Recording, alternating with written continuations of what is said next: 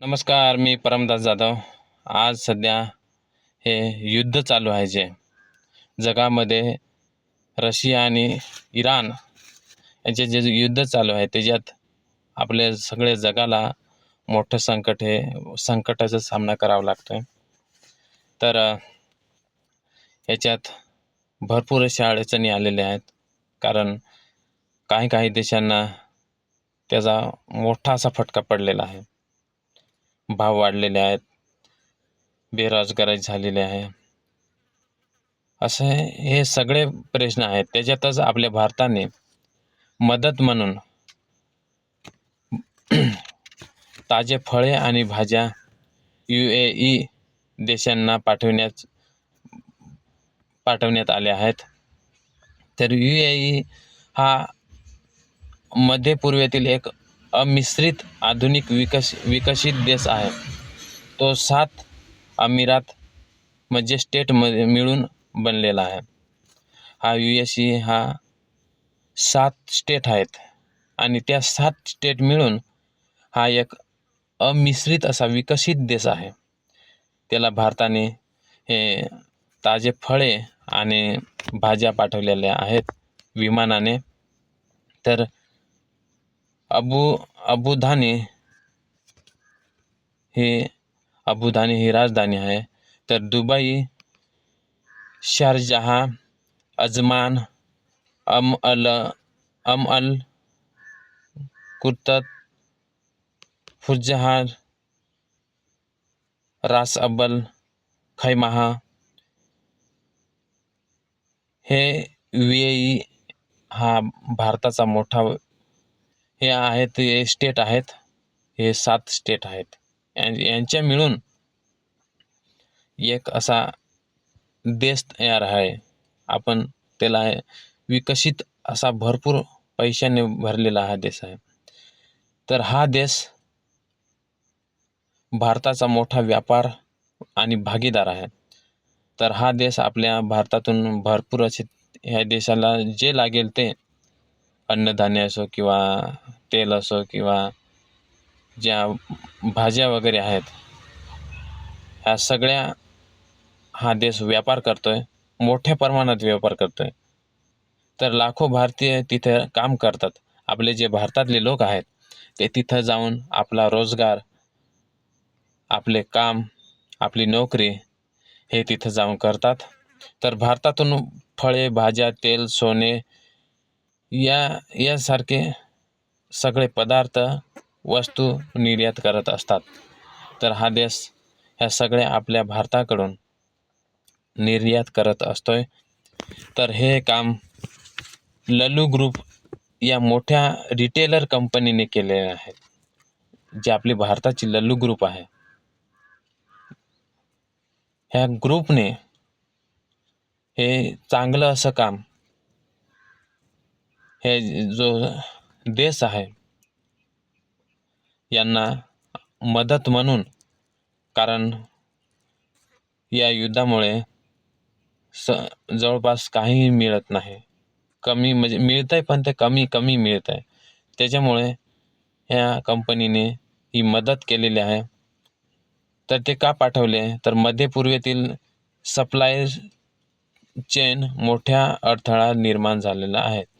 तर जी चेन आहे म्हणजे जी सप्लाय करण्याची चेन, एक पद्धत किंवा जिथून सप्लाय केली जाते त्याच्यात मोठा अडथळा आलेला आहे. म्हणजे काही जहाज असतील वगैरे, त्यांच्यामुळं ते नियोजित पद्धतीने ते त्या देशात येत नाहीत.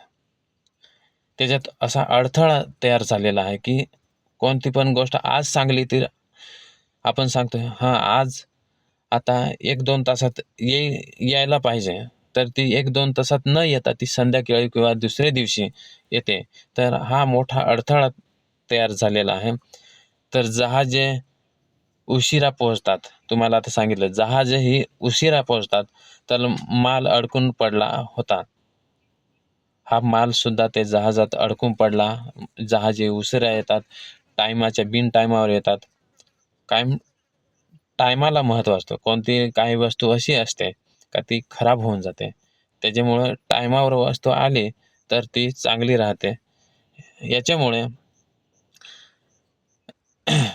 या बाजारात तुटवडा निर्माण झाला.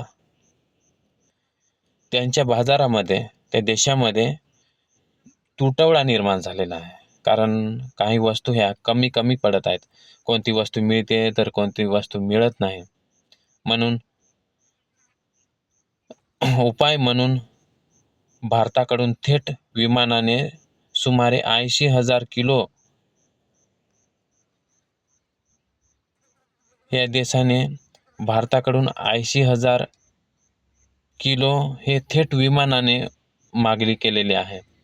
इमर्जन्सी लवकरात लवकर यावे म्हणून या देशाने विमानाने ते मागवले आहेत. कारण त्यांचे जहाजे येतात पण ते पाण्यामार्गे येतात. कारण त्याच्यात मोठा तणाव चालू आहे. त्याच्यामुळे ते जहाजांना अडचण येत आहे.